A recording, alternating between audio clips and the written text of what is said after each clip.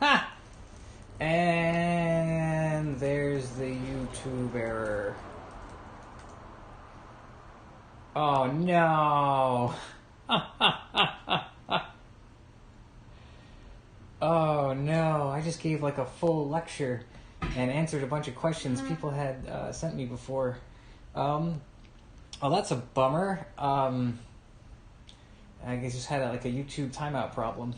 I'm really sorry about that. I thought I was talking. I thought I've been talking to people for 43 minutes, and that no one was responding.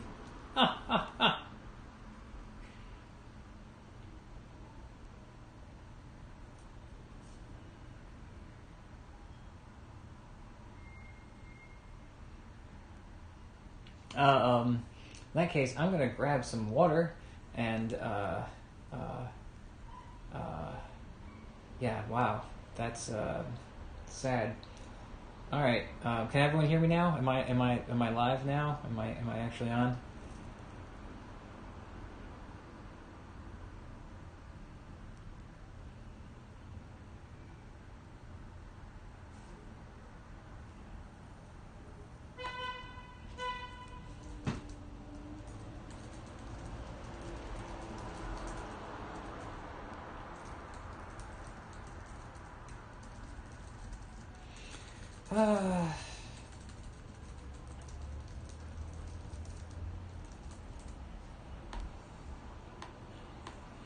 Okay, let me grab water because my throat's dry.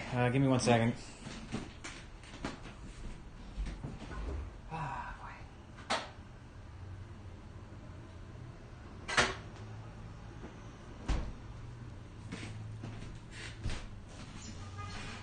All right, all right, I'm back. I'm gonna skip the practice cuts part because I already done that 3 times. No, all right. So really, again, so I apologize. I thought I had been broadcasting for the last 45 minutes. Um, uh, I'm gonna crack open a bottle of wine very shortly. Actually, you know what? Since it's all gonna be lecture anyway, fuck it. I'm gonna grab me that wine.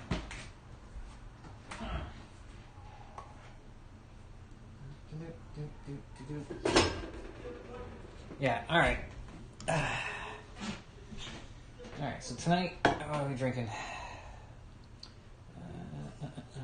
Nice, adorable wine label here.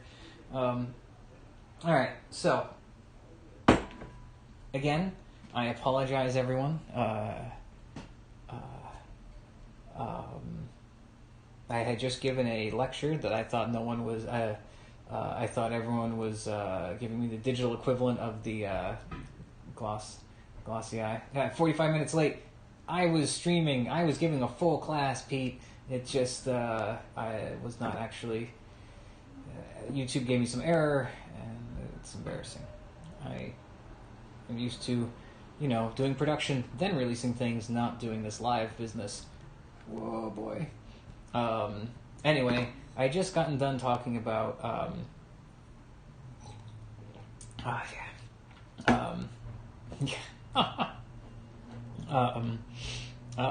kind of like, I have some like new registering ideas based on, yeah, I know, it is laughable. It is very laughable.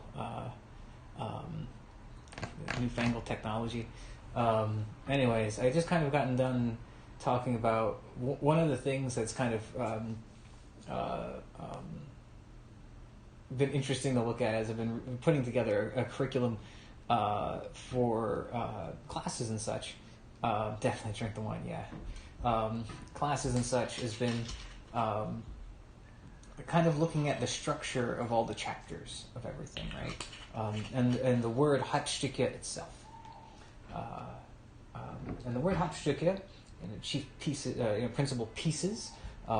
Pieces, when you start kind of tracing Stücke, in terms of the German, the word can be traced back, also meaning show, like very close to schauen, or like show, but also demonstration. So I think it is interesting to take a look at all of these things as in terms of demonstrations. The idea of principal demonstrations, and so again, so what they're kind of doing is laying out 5 distinct chapters that can kind of then be applied across these, that are then kind of proven throughout the whole text, right? One of the things that and so what brought me to this was so reading. I mostly use this version of the text. A lot of folks know I'm usually in class hugging this book and kind of crying a little bit. I'm crying a lot of it. There's a section when we start getting to Hangen, Winden, Streckfenster, and that kind of those bits at the end. It's always kind of seemed weird that they were sitting at the end because Zornhau, the gloss on the Zornhau stuff, kind of you need to know the windings, and there's kind of talk of long point and Streckfenster, etc., etc., etc. And it's always the idea has always been, oh, you hyperlink to that section, which is probably true, especially in some of like this gloss even says like, oh, and the windings are explained later in this section. Go to this spot and read this. But what is interesting is that in this version of the text, there is mention of towards the end, and here ends the new notes. And part of me doesn't think that it's completely talking about let's see, completely talking about like the gloss itself, if that makes sense. Like part of me thinks that it might be talking about that little segment at the end, right? Like what if it's talking about, okay, so those chapters were kind of confused about like why it's sitting in there. Oh, that's the new notes. So that kind of implies, oh, there were old notes. So maybe these hyperlinky things weren't there in the old notes. Maybe more of it was originally reliant on kind of communicating things in person, which is fine. A lot of this probably was anyway. There's probably a lot of things not in here. Definitely not some things missing. But anyway, back to the original point. So there's kind of so that aside, so that little piece of insight aside, it made me kind of go back and think about, all right, well, how are all these chapters structured? Like, especially the way the 5 hues are structured. And they are structured in almost in a very common way, where there's this like demonstration, explanation and demonstration of the principal core technique, usually in terms of its vor or knock application, right? And then it starts, especially in Zornhau, it begins talking about the creek. Like I know some people argue it's not the same chapter, but it kind of technically is tucked under that heading, right? The Idlekrieg, which is you come to a bind and then you're fishing around using the windings, which is the war. You're searching for the openings, right? So the idea of Zornhau is use your sword like a shield and then start moving around, and then you're kind of jumping between the openings, trying to beat your opponent to the next spot, right? But in the same way, you have to do so in such a way that keeps you safe. Okay, that's really, really interesting. That's cool. All right, that makes sense. And then it talks about Mutieren and Duplieren. Oh wow, but it already sent me to the windings. Mutieren and Duplieren sound a lot like the windings, right? Because the windings themselves talk about how there's the 4 quadrants, there's the ox, right and left, and flug, right and left, and then there's 2 windings in each one, and then from each of those those 2 windings, there's a cut, a slice, and a stab. So there's like the 24 windings, etc., that gets all that business, right? So why are we doing all this with Mutieren and Duplieren if it's already been laid out for us what to do with the feeling a little bit, right? Or if that's already if that's being described later, why is it here? Part of me thinks that maybe because if the Hangen, Winden, Streckfenster, etc. area is maybe the new notes, Mutieren and Duplieren kind of sit back there because it hasn't been explained, because it's not included in the rest of things, right? Aside, right? Anyway, so what we then see is the structure of Zornhau, where you're taught how to use your sword as a shield in the vor, because the Zornhau is always done from the vor. and then you are taught how to respond to the pressure, and then how to apply the Krieg, or how to chase the openings, right? The Krieg, you're chasing the openings in some way or another, right? And then if you move on to Krumpau, similar thing. Very basic explanation of the technique, and then you are given a way, how you're giving methods to chase the openings, right? A lot of the Krumpau stuff either sounds like some type of laming strike, or is some type of attempt to cut them as they pass you, by, or trying to take center by rob them of the center by not by exiting, by going offline, kind of thing. But then it starts getting into, okay, so if you're in a bind, this is how you hunt the openings from the bind. Now, and that includes thrusting, and then it starts getting into schnappen, right? It starts getting into the ideas of how to start using the cuts as a way to move between those openings. Good, cool. Okay, we've been introduced to that concept. Then you move into Zerkau, and then same thing, how to do it in the vor, knock, start getting into some thrusting things, and then it really starts getting into zacking to the 4 openings, right? Like moving between the openings using Zerkau, and whether your interpretation of hunting those openings is you cut to then thrust, or to then cut the target. It all still plays in the same. You are kind of winding by using the hues. Oh, interesting. And then you move on to like Schielhau and Scheitelhau, which is different is similar, like a mixed bag, right? Schielhau mostly being used for displacements, but also, again, depending on your interpretation, is a lot about thrust work, right? Hunting the opening using the thrust. So we're kind of returning to the idea of Krieg and Winden. And then Scheitelhau is a lot about using the hues, like an overhue, to kind of reach the person using kind of almost a Sterchhau kind of approach. And so what I find, and then you get into the main demonstrations of how all of it kind of unites using these additional little bits. And so I'm fine. So the thing that kind of came to me is just, oh wow, there are in these 5 pieces of the films, there's all the, or Howen, there's all of like the application of these, for the most part, that we all like the slice gets the least amount of love throughout the Zettel for the most part, but there's the application of Winden as the core of all of these things, and I also found, and that kind of brings in a lot of questions about like what is the full intention of, say, a lot of these hues? Is it based on distance? Again, are you intentionally always going to try to find a bind, or find it, et cetera, et cetera, et cetera. And so it's something I actually would like to do, hopefully, when we can start fencing together, is starting to use Winden, like the end pieces, right? The end chapter, as kind of a foundation, kind of this core, this root of everything, that throughout the Zettel, right? Trying to use the Winden and like the 3 Wunder in context of the timings, and feeling is everything.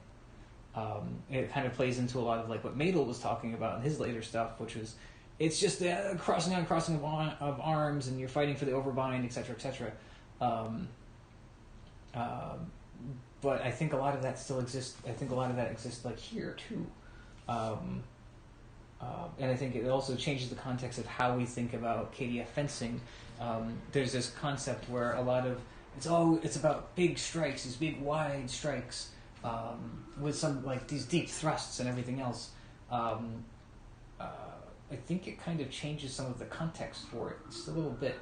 The idea that maybe, yes, there are some deploying cuts or deploying hues, like they talk a lot, like Zerkau from the shoulder, Zornhau from the shoulder, and like to the target, which I'm not saying is incorrect, but there's also the idea of you want to get the sword out, and we'd be implementing smaller cuts. This already is currently in our system of, like, say, like Duplirin, very, very accepted KDF technique, where we're on sword and we're cutting based on the, we're cutting based on the pressure and placement of our sword. Using, so again, recontextualizing how the approach that we're using, the offensive tactics as much as we are the defensive things. Let's see. I had some other thoughts. But yeah, so that was kind of like just some overall thoughts I had about like Vinden and like how and how these things are structured and how they're kind of being presented to us. If there is like ways that we should be reinvestigating some of what we're doing in terms of maybe like a longsword is a little more thrust based with kind of like if you look at some of like the Meyer rapier stuff, there's a lot of cutting and thrusting and slicing in that stuff as well. It's just a different weapon. This is a two-handed weapon that's attempting to do the same thing, especially since these were not wartime weapons. They're weapons that were like traditional dueling, and if they were brought to war, it was very much for like a more showy kind of interpretation, and the tactics in here are nowhere near battlefield ready, as one would say. So they're definitely dueling field tactics. Or fencing, or something, whatever the equivalent of sport fencing was at the time, even if it was involving injuring or murdering the other person, right? So I guess what it boils down to is one thing I'm really looking forward to practicing or working on or working through is the idea of expanding our application of Vinden from, like I said, we usually think of it a lot of as thrusting work. But I'd also like to really start taking a look at it in terms of cuts and stabs, cuts, shallower thrusts, and slices, and that's just based on some of the more kind of academic elements that I've kind of, drinking a bottle of wine, reading the Zell, getting the red string and index cards out. So that's where I'm at. Yeah, all right, so I'm hoping that was not a 17 minutes of your life you'll never get back. But yeah, all right. So for the remainder of the time, I'm leaving it open to the floor. Ask me anything. At me with those questions, yo. I'm going to click over to the Discord real quick because I know there were some stuffs.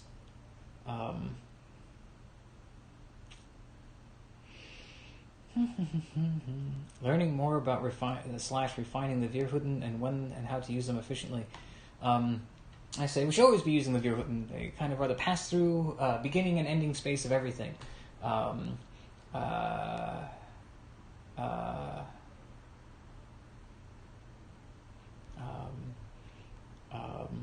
Yeah, I mean, it's very difficult to kind of express. There's the application in Hangen,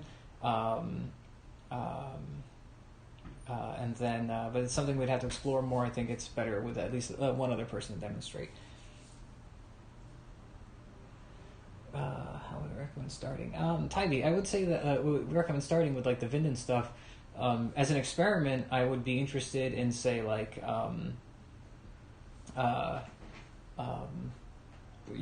attempting to do, like, setting up, maybe there's a way to set up drills or practice scenarios where we always begin in, say, Sprechfenster and we are always just kind of attempting Vinden against each other, if that makes sense. Always trying to keep our sword in front of us while trying to reach the other person. Basically, two people face off and then can only fight from long point or some type of wound, from the flug or ox or long point, and that's it. But you can cut and thrust between all of them. Might be a way. I'd have to, we'd have to refine it, and again, something that might be better in group format. But experimenting also in the idea of one thing that I've always thought was really interesting is like the idea of Krampau, especially from like Wontag, if you do a Krumpau in Vontag, it starts looking a lot like ox if you end up here, right? Especially if you're trying to distinctly cut over someone's hands. Even if you begin like the Schrankhut, it's when you start doing like certain cuts from the Krumpau, it starts looking like this. Same with interpretation of the Scheitelhau. A little too tall here. And then you're cutting and then dropping your point. It starts looking like an ox again, yeah? So maybe another idea would be trying to do the hues out of, like, always trying to cut between the windings, and then see how that experiment works when there's pressure being applied, and using these same concepts of Winden, of like hard and soft in the bind for the windings, but then trying to do maybe some hues out of that. Again, it's one of those situations that we have with HEMA. It can be really hard to solo practice because we require that feedback, sword on sword, to a certain degree. It's not saying all things must be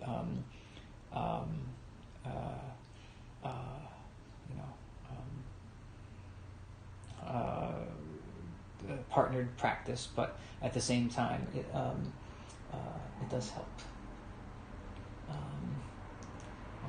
Swallow. It was a HEMA Ask Me Anything. I don't know anything about birds. The peregrine is the best bird. Just know that. Let's see. Do you believe that it is intention the cuts to cut into it? Yeah, maybe. I think that it's kind of case by case. I mean, it probably is safer to do the cut into a bind to a certain degree. But we do have because if you look at like the closest things we have to say like the Ansetzen is the idea of you're not hewing into for the most part, right? Like setting someone on, like the Ansetzen, attacking first and taking the vor, hitting them before they're able to respond, is mostly like putting the tip out, and then thrusting in a way that cuts off their line, and then thrusting them in the face or chest in a way that cuts off their sword, or doing it from below in a way that like keeps their sword low or locks off their sword in some way. So I'm not saying, but at the same time, the Zwerchhau section says that if someone isn't moving and they let you get too close, cut in a way that allows you to lock off their sword and cut them in the head. So yes and no. I know the Monty Python reference. I'm just not engaging. I'm just not going to engage. Huh.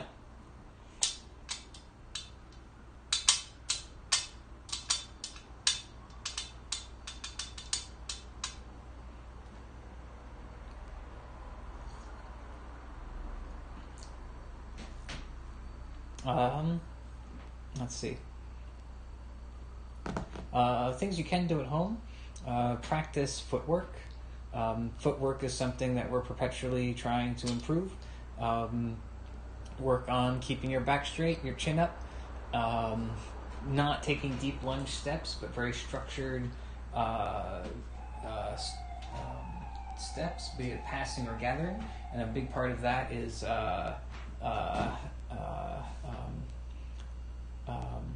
as you won during the war?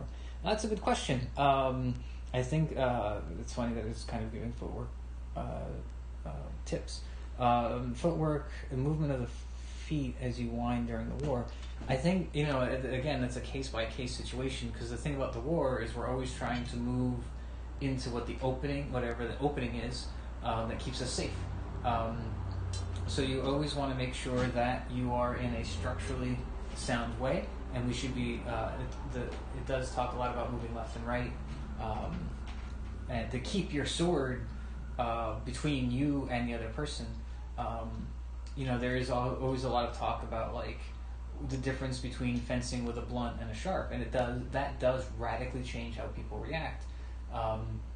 I think a lot of this, especially if these are sharp, and you see this in the machete fight videos all the time. We're gonna the war is probably gonna mostly be out here, unless someone's really crazy, right? Which does happen, but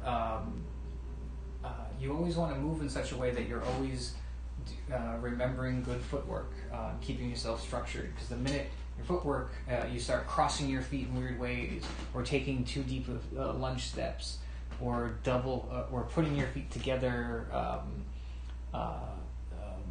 in more of a dance pose, you instantly you start kind of giving your opponent an advantage. I'm not saying it means instant death, but or instant loss, because it's a sport we're playing, right?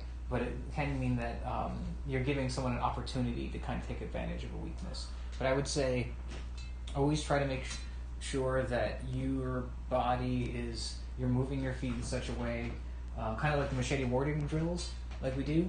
Always trying to put that off the foot that is closest to the engagement back. That's general advice, but again, it's case by case.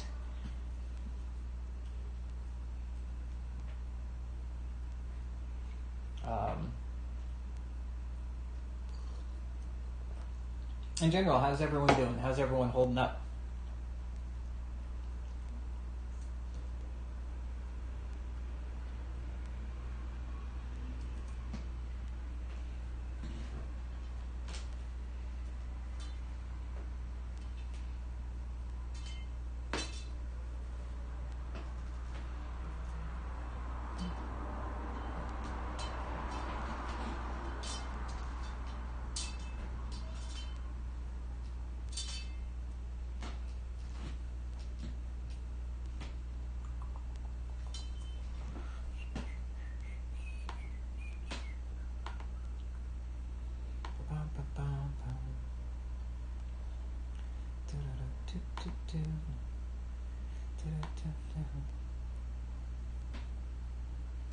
Holding up, yeah.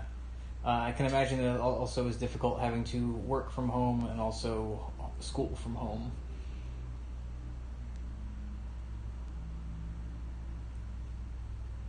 What type of bird, Joe?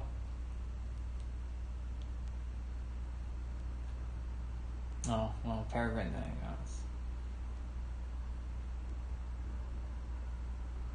I mean, Tiger, I say you could do both. The text even says, whatever you do with a messer, you can do with a sword, and vice versa. I just have a messer here because all my gear is at the sword space, and I haven't been able to get it yet. And also, this messer's hilt is so long that I can use it like a long sword because I got tiny hands. The fact that they're using Google Classroom is kind of interesting. I kind of dabbled with it to try to use it for a sword class, but it never kind of I could never quite wrap my head around it in a way that made it feel. It never felt functional. If that makes sense. Sorry, Google. I mean.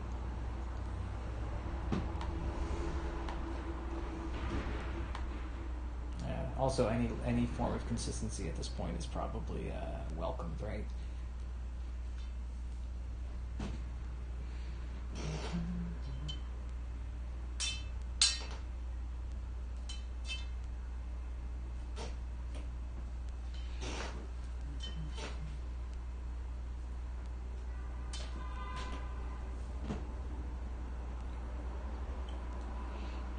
Yeah.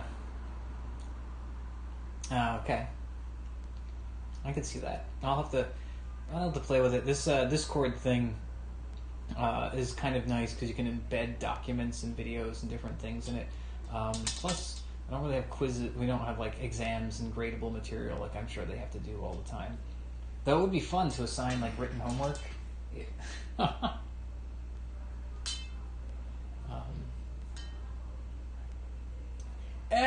Day by day, everything's all right. As I think a lot of folks know, I think I mentioned the last time, I got laid off from my job, so we're back on the unemployment train. So,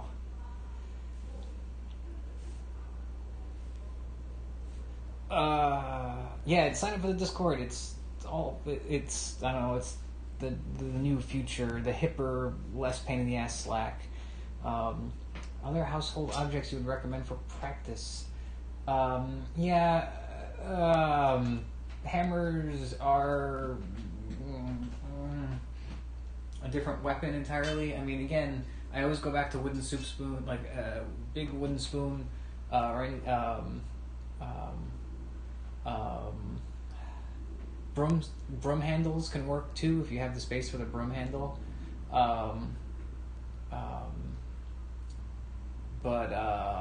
Yeah, please don't use hammers unless you're trying to do like a weight training thing.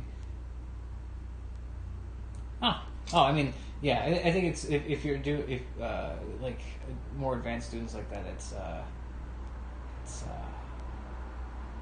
okay. Please just be careful, especially if you have pets. Please be careful. A lot of pets like shiny things.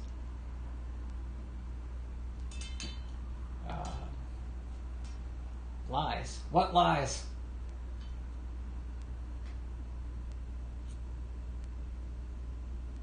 Oh, yeah.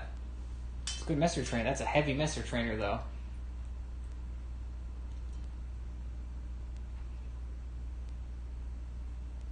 And honestly, like with the windings, it's kind of like you're kind of shifting. I find that it always begin. The long point is always a good place to begin, unless you're trying to incite someone in. Then that's what Zornhouse for, right? And then Duplirin is very much a cut inside a wind, right? I mean, it's hard to demonstrate because there's no pressure here. But again, do little Zwerkhaus within the wind. You can be an ox, and then you can make this into a cut with the right footwork, right? I'm on a carpet here that's not well weighted, so I'm sliding around like a moron. But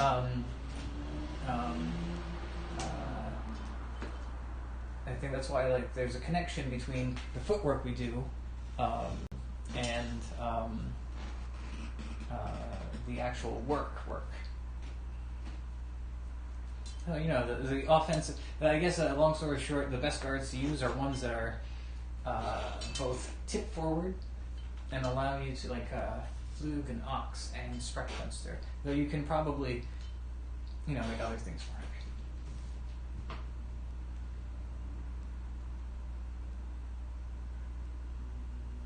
Don't go there, John. Don't go there, John. I mean, what I do appreciate about the idea of the windings and the application of feeling therefrom is that it actually limits the Rolodex of concerns, if that makes sense. One of the problems I have about looking at the whole thing as, say, a collection of techniques that are just there waiting for the right opportunity to spring is the fact that it creates, which is more true of later systems, as kind of like as some of the fencing curriculum probably changed for who it was for, etc., etc. Fiore has so many words. So does Meyer. If you look at everything as just this catalog of techniques, the Rolodex of reactions that you have to deal with in your head just gets bloated and oh shit, what am I going to do? And by the time you've gone through the index, it right in the head, right? So,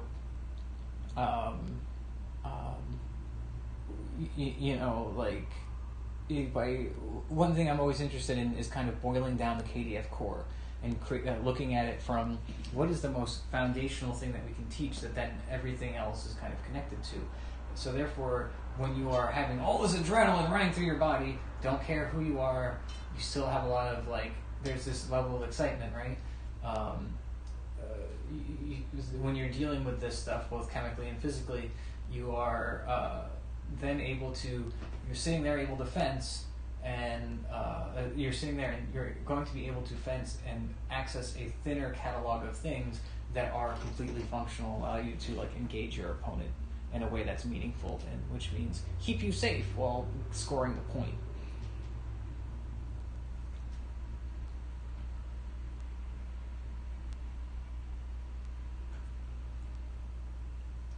Pasta emoji. Oh, okay. Well, as long as Josh, as long as you're not like talking about dusting the wets, I think I'll allow that emoji.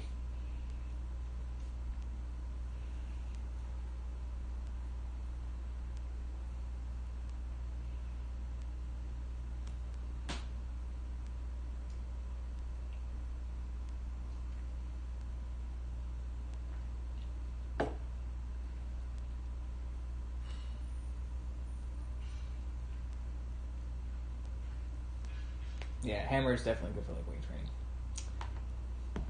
Josh, that's a way to get banned real fast.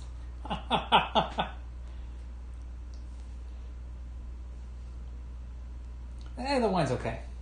It is definitely a $9 bottle of wine. It is delicious, and it's a little sweeter than I normally would like, but it has a really cute elephant on the label, so I'm not gonna complain.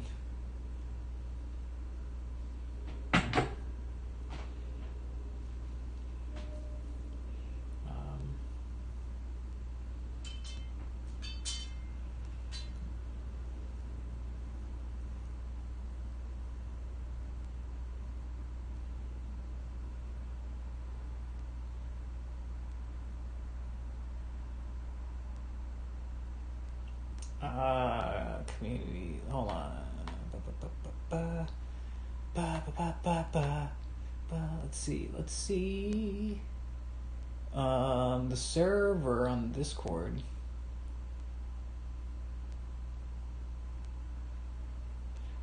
Okay. Yeah, that's actually a really good question. Like why? So the question being on why Longor isn't one of the Virhuten, but we're eventually told to basically fight from there. Part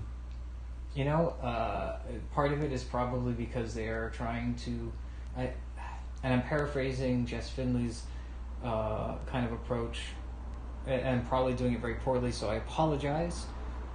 Joe, correct me if I'm wrong, but the idea being that you're kind of being led to this tree of knowledge, and Spreckfenster is kind of towards the top. It's the best thing you could learn, so therefore it's kind of towards the end. I think also part of it is the fact that Long Ort is kind of taught, it's Zornhau, the Long Ort, right? Like, but at this... Yeah, exactly. What Joe just commented. But another part of it is that like Spreckfenster and Longort, it's like Longort is mentioned. It's like the thing you end up in after the Zornhau, right? It's like Zornhau, and then they talk about and then you're in shoot the long point. It's kind of like there's this one is the application of the other, like Spreckfenster is the kind of Saison of the Juda, or do I have that backwards? Like one of them is like a sitting position, like Spreckfenster, you're waiting, and then like the long point is kind of the Einschießen, the shooting the tip,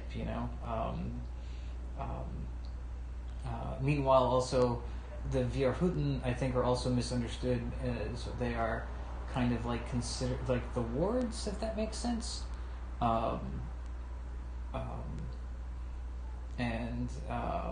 So that there's also this kind of how do I put it?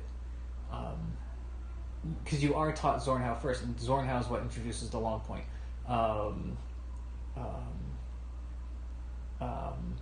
So like you're kind of taught them later as these kind of more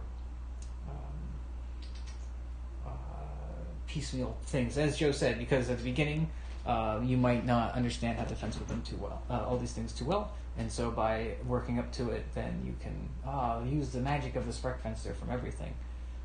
But you have to see all these other demonstrations of things before it all kind of makes sense. that also kind of fits into the idea. I mean, don't forget, like, there's also Shronkhood in there. There's other things being mentioned that are not brought up under that chapter, right?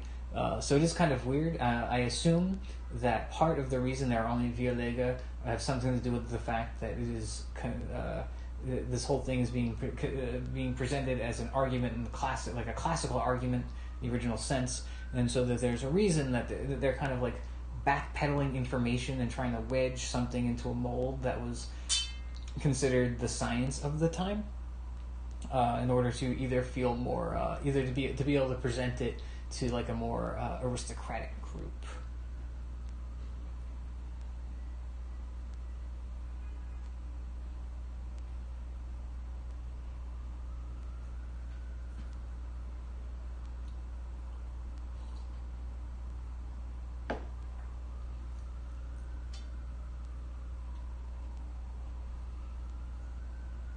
But, you know, that's just my thought. I very much, I think I definitely like,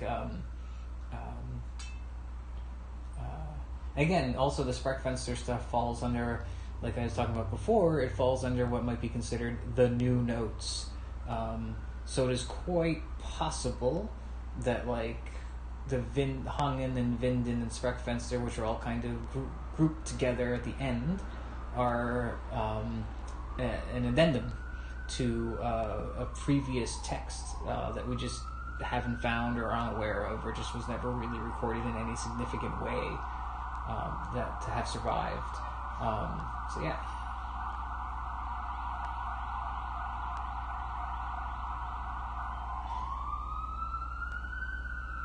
Yeah, it's like the idea of like long point and then Spreckfenster, or Spreckfenster being the thing you're doing in order just to watch for the other implementation. There's also someone once told me, I forget which one of my teachers said this, but the idea that Spreckfenster might have just kind of it's just another term for the long point, as the text says, but it's also just like at some point someone tried to just be like, this is my addition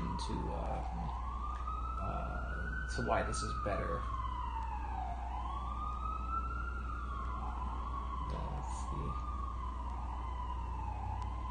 I guess the verb compared to the adjective, maybe. Maybe I'm not nailing the correct semantics there.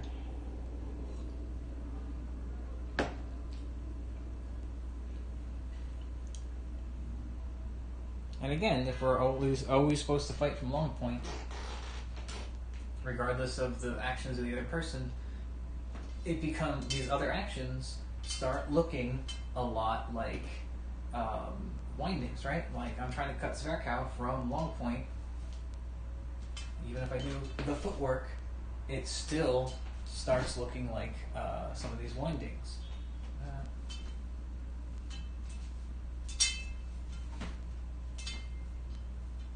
Right? So it's there might be more overlap with longsword and some of like the proto-rapier / rapier kind of historic fencing than we'd like to, maybe like most HEMA people, or historical fencing than most HEMA people would want to admit.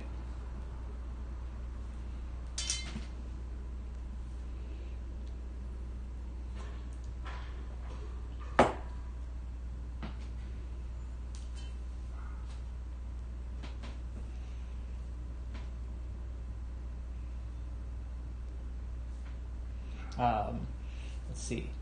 I did start reading that book, Red Shirts, by the way. It's posted in the Discord as a free ebook. It's really funny if you're a Star Trek or some general science fiction-y person. It's real easy, real fast to read. It's only like 300 pages or something. It's fast. It's fun. I'm almost finished with it. I highly recommend it. Is anyone else reading anything interesting? Reading or watching or listening to anything interesting right now?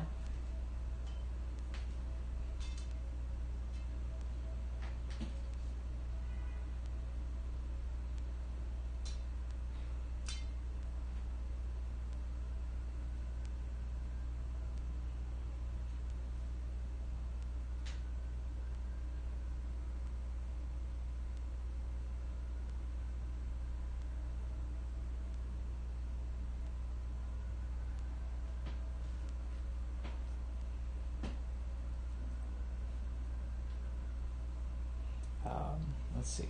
While I'm waiting for those responses, the other thing, I guess, I got a question actually.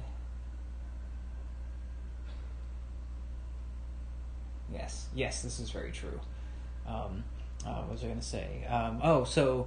In addition to kind of hosting these little, like, Ask Me Anything, fireside chats, etc., etc., I am working with Sword Class NYC right now to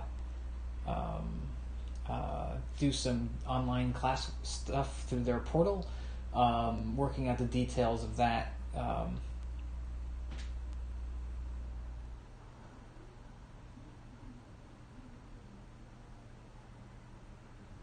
Joe, I will check that out.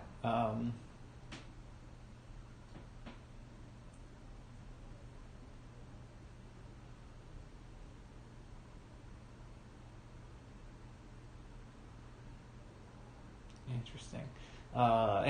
Yes. Oh, that sounds interesting, Tybee.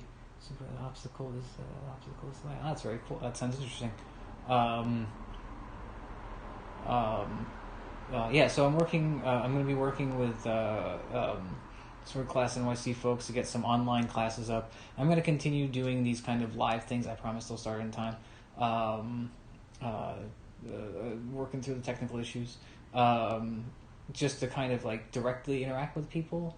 I always want people to know that I'm available via like Discord or email or phone. Contact me via email or phone for my for like phone numbers or etc. etc. Is there anything else? We're just hitting about 8:30. So I'll keep you all updated regarding like online class stuff.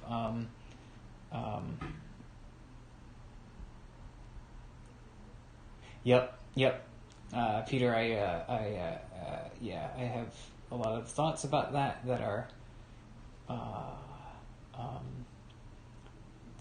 are interesting, and I think that's like dead astronauts probably not. Oh, okay. I mean, the techniques from the windings. It's like I want to play with it more. Like I said earlier, I want to play with it more. Kind of want to see it work and not work. Experiment. Sword science. Dead astronauts probably not recommended unless you really like checking out. I mean, I liked Annihilation.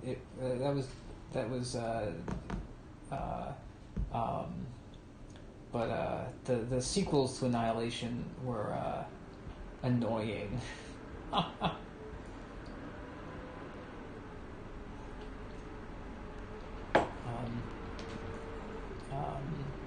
I'll keep you all updated about the online videos, the classes. But again, I want to continue these kind of like live moments. I think it's always good to kind of have like lecture time, or like there's always good. It's always good to have like lecture time. And be working with a teacher, be it like in a more interactive way than I think just straight up videos can provide. At the very least, the live stream, like you can type questions about something, etc., etc., etc.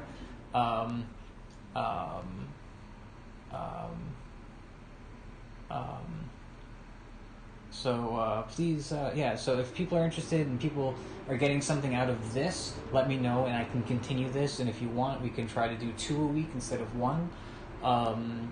But that's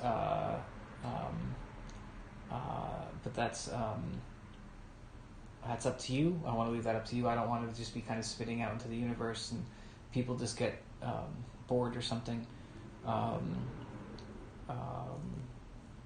Let's see. There's a text. Oh yeah, if you look and if you join the Discord Sword Class, people have been kind of like sharing some of their ebooks, and there's a really good one called Red Shirts. Tor gave it away, or whoever the publishers gave it away. Excuse me, for free. Really fun read. Totally recommend it. I know that personally, I have my Kindle, not my Kindle, my Moby Scribe or my e-ink device, because I live in a studio apartment now, so I can't have all the books that I would love to have. Is like basically full. It's just full of books, and and I'm very, very excited to um, to get through them and have all the time. I'm glad, I am glad that these things are helping things feel more normal. That's kind of my intent, not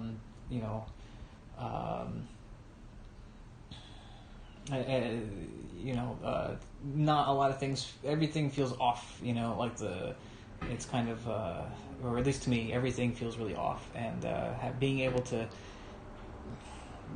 kind of talk about HEMA for an hour and a half has been very helpful for me. So I just hopefully it's been helpful for me to spew my brain squidded sword philosophy out.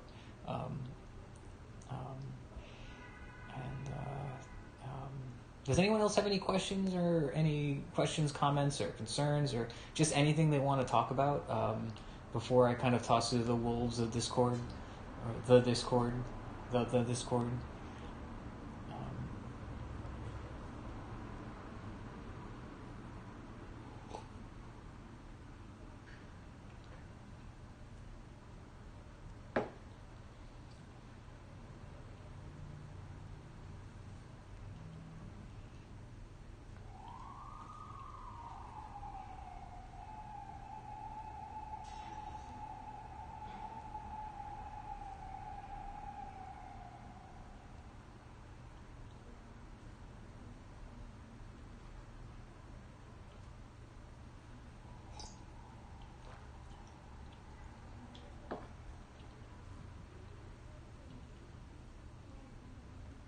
Oh, of course, we miss you too, Tybee, and even when things kind of start creeping back to things that resemble normalcy, I hope to maybe continue doing some more online things just to kind of help connect with everyone. I'm going to be definitely engaging with the Discord more, and maybe posting like little small videos just to helpful.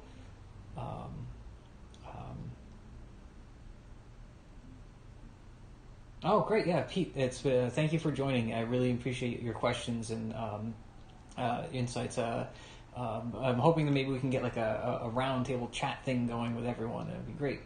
I'll definitely let everyone know when the next one is. And Leanne, I look forward to working on getting you into teach a class on the slice for folks. Folks who've been coming to Tuesdays know that I've been trying to get students who have particular interests of things kind of to teach little classes here and there. Katie Mead did a really, really fantastic class on being a good, being a better drilling partner. And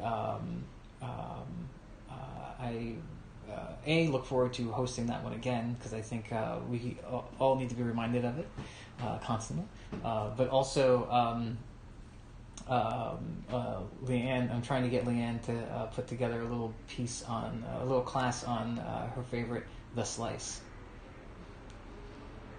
Oh, happy HEMA-versary, Dina! 6 years! Huh. 6 years in HEMA years. That's got to be that's a thing, right?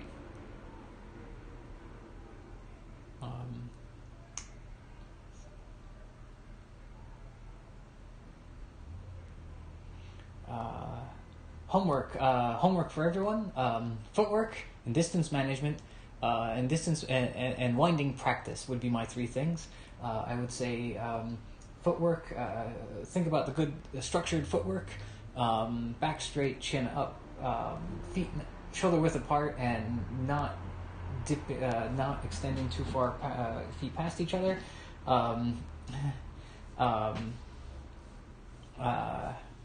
HEMA years are kind of like dog years. They count exponentially.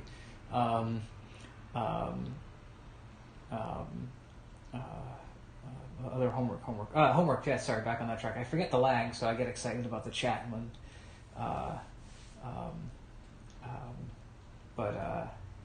Anyway, so work on footwork, both passing, gathering, and triangle stepping, and winding, especially because I really want to experiment with this whole Sprechfenster winding Hangen thing. Different iterations of the winding, right? Like,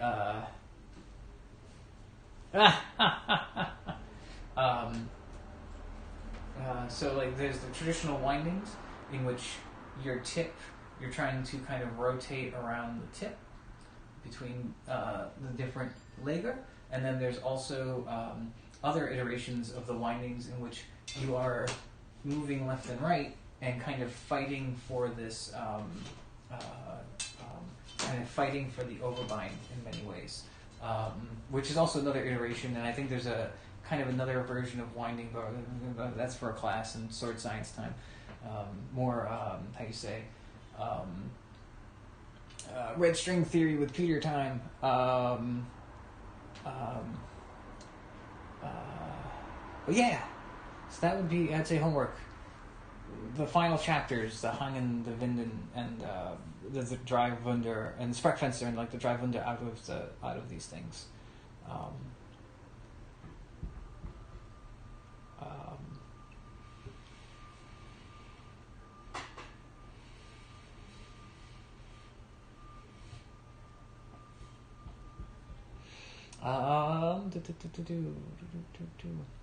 All right, everyone. If there's no more questions or comments, I'm going to end the stream. Please talk. Please continue the conversation. Any more info?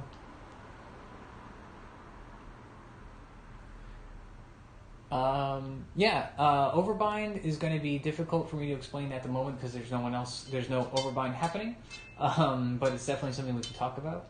It generally means that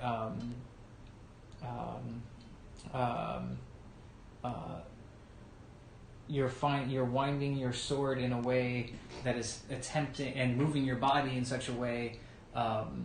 George Silver kind of refers to this as the true cross. It's part of George Silver's true cross, in a way that you are able to both get your sword on top of the other person's sword while still threatening them. But that can be, once I have someone in a physical space with me, I can, we can go through some of that. But anyway, it is 8:40-ish. I'm going to sign off for now here. I will be on the Discord because it's just kind of open on my computer because I live there now. Go read a book. Go watch a movie that you love. I want to encourage, before I sign off, I just want to say I want to encourage everyone to do their best to study and practice. Try to find little ways to add workouts to your stay-at-home, work-at-home situation. If you're still going to work, take the hours you're already practicing and try to join us for these online study sessions. In general, make sure to gift yourself the time of practice, not just here, but also for all that time that you carved out initially for yourself outside of here to practice and etc. Make sure to gift yourself that time. I know there's a lot of people are feeling isolated, and one way to kind of combat that is to work your body, which kind of helps. If you're very mindful in the way that you practice, hopefully that will alleviate some of those feelings, or at least help with the coping of that. So gift yourself that time of distraction in terms of practice. And when it does come time to reopen the effectual doors, I just want to remind everyone to be easy on themselves. It is difficult to train when you're alone, especially HEMA. Not just because, and it is multiple things. Like it has a lot to do with not having the feedback, but also being alone can be difficult too in practice. Not having that kind of that feedback or that encouragement, right? So I want to just emphasize it can be difficult to train alone or mostly alone. And when you come back into the effectual, you're gonna probably feel out of practice, but it's okay. We're all going to feel it. Even if we're able to go to the gym, use a home gym or something, work out every day and practice every day on our own, we're all going to feel out of practice. And one of the hardest parts of a martial art is when you have to go on pause and come back. and there's layers to that, both physical and psychological. But just know that you're not alone in feeling the things that you're feeling. Together we can like help each other when we can get back into the dojo and Effectual, or even like with these, we can all help each other, and eventually we're going to be able to rally with each other in person, and we're going to be able to help each other return to our previous state of practice. I just want everyone to remember that you're not alone. You are not alone. You're not alone in your worries, fears, and concerns. And I know our community. I know our human community, and it's a good one. And that we're all going to get through this together. And so with that, I'm going to say good night, or at least goodbye from the live stream. But I'll see you all in the Discord and in the social medias. Thanks for joining me today, and I'll let you know when the next one's coming up. Bye!